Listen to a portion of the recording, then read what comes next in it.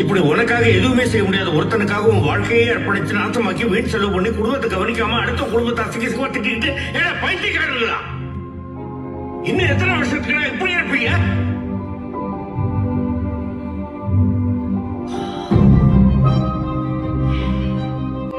நாம இப்படி இருக்கிறதுக்கு என்ன காரணம் தெரியுமா?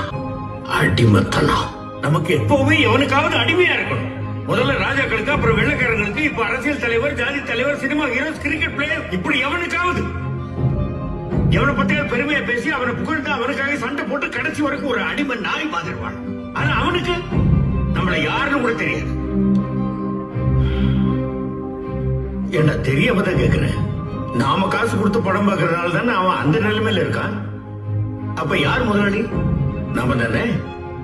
நாம வேகாத வெயில நின்றுட்டு இருப்போம். அவன் ஏசி கார்ல நாய பக்கத்துல உட்கார வச்சு கட்டி பிடிச்சுக்கிட்டு உன்னை நாயை விட கேவலமா மதித்து பார்க்காத மாதிரி போய்கிட்டே இருப்பான். நீ அவன் காருக்கு பின்னாடி வாழ்க வாழ்க வாழ்கன்னு கையை தட்டிக்கிட்டே ஓடுவ. ஏட்டா உப்பு போட்டு தானே சோறு திங்கிறீங்க? யோசிச்சு பாரு. நீ ரசிகனா இருக்கிற எந்த ஒரு நடிகனுடைய பிள்ளையாவது இன்னொரு நடிகனுக்கு ரசிகனா இருந்து அவனுக்கு கட் அவுட் வச்சு பாலாபிஷேகம் பண்ணி அவனுடைய வாழ்க்கையை நாசம் பண்ணிட்டு இருக்கானா? அவன் நடிச்சு சம்பாதிச்ச கார் பங்களார் போயிட்டு தான் இருக்கான். ஆனா நீ ஒரு நாள் மழை பெஞ்சா கூட வீட்டுக்குள்ள தண்ணி வந்து இருக்கிறதுக்கு இடம் இல்லாம நடுத்தரில் வந்து நிற்ப.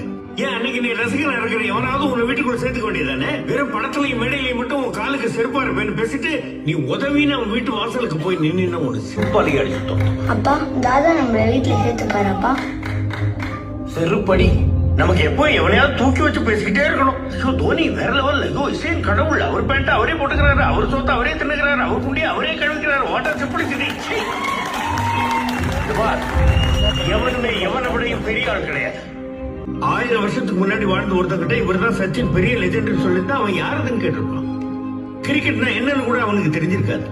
அது நாமளா உருவாக்கின ஒரு விளையாட்டு, அவ்வளவுதான். அப்படி நாமளா உருவாக்கின விளையாட்டை ஒருத்தன் நல்லா விளையாடுறானா அவன் அந்த விளையாட்டை நல்லா விளையாடுறான், அவ்வளவுதான்.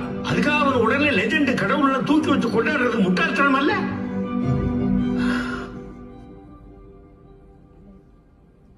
ஒருத்தன் உசிர ஒருத்தன் காப்பாத்தினா அவன் ஹீரோ.